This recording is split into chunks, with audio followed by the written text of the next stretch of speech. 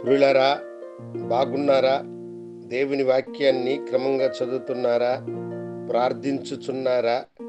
నేటి ధ్యాన వాక్యము కీర్తనల గ్రంథం 11వ అధ్యాయము 5వ వచనం. యెహోవా నీతిమంతులను పరిశీలించును. దేవుడు నీతిమంతులను పరిశీలించును అని వ్రాయబడి ఉన్నది. ఆయన మనలను శోధించువాడు కాదు, కానీ ఆయన మనలను పరిశీలించువాడు. దేవుని పరిశీలనలో మనము విజయము సాధించినామంటే దేవుని యొక్క అనేకమైన దీవెనలకు మనము పాత్రులముగా మారుతాం. దేవుడు మన మీద ఉంచిన నమ్మకాన్ని మనము పోగొట్టుకోక దేవుని యొక్క పరిశీలనలో మనము నిలిచిన వారమై దేవుడు మనకు అనుగ్రహించే ప్రతి బాధను, వేదనను కూడా మనం అనుభవించి ఆనందించినప్పుడు దేవుని యొక్క కృపాహస్తము మనకెల్లప్పుడూ తోడుగా ఉంటుంది. అబ్రహామును దేవుడు పిలిచాడు, ఆశీర్వదించెదను అని చెప్పి.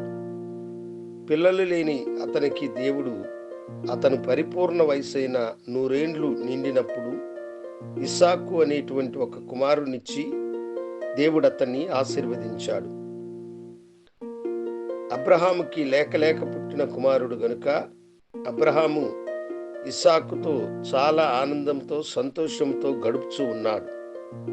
ఒకరోజు దేవుని వాక్కు అతనికి ప్రత్యక్షమై, అబ్రహామా, నీవు ప్రేమించుచున్న నీ కుమారుడైన ఇస్సాకును మొరియా దేశంలో నున్న పర్వతములలో ఒకదాని మీద నాకు దహనబలి ఇవ్వమని దేవుడు అతనికి ఆజ్ఞాపించినాడు.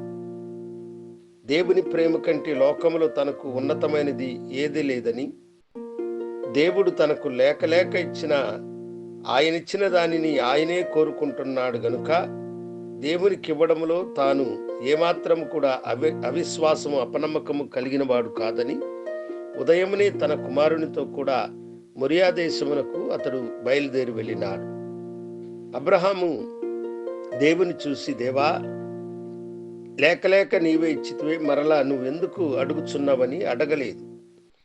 దేవుని యొక్క పరిశీలనను తాను నిలబడాలంటే దేవుడే తనకు గొప్పవాడని, దీనిని తాను పోగొట్టుకున్న దీనికంటే గొప్పవి దేవుడు అనుగ్రహించగలిగిన నమ్మకము, విశ్వాసము అతనికి ఉన్నది గనుక మొరియా పర్వతములలో ఒక దాని మీద తన కుమారుడైన ఇస్సాకుని బలి ఇవ్వడానికి అతడు కత్తి మీద చేయి పెట్టిన వెంటనే దేవుడు అన్నాడు, అబ్రహామా, నిన్ను పరిశీలించడానికి నేను అలా చేశాను, కానీ నీ కుమారుణ్ణి కోరుకోలేదని చెప్పి ఆ తండ్రి కుమారులను ఆశీర్వదించి పంపిన దేవుడు ఆయన. నీ జీవితంలో కూడా నీవు శోధనలను ఎదుర్కొనేటప్పుడు, నేను దేవునికి నీతిగా జీవించుచున్నాను కదా, ఎందుకు దేవుడు నన్ను ఇంతగా శోధించుచున్నాడని వేదన పడుతున్నావా, మదన పడుతున్నావా? రెట్టింపులైన దైవాశీర్వాదమును పొందుకోవాలంటే దేవుడి యొక్క పరిశీలనలో నిన్ను నీవు నిరూపించుకొని నువ్వు గొప్ప వ్యక్తిగా దేవుని ఎదుట కనబడాలి. దేవుని కంటే ఈ లోకంలో మనము దేనిని కూడా అధికముగా ప్రేమించే వారమై ఉండకూడదు. మన దగ్గర ఉన్నవన్నీ పోగొట్టుకున్న అన్నిటినీ రెట్టింపులుగా తిరిగి ఇవ్వగలిగిన దేవుడు మనకు తోడుగా ఉన్నాడని నమ్మకము కలిగిన వారమై, ఈ లోకములో ఆయన కంటే గొప్పది ఏది కూడా లేదని ప్రభు అడిగిన వెంటనే మనలను మనం సమర్పించుకొని ముందుకి కొనసాగాలి.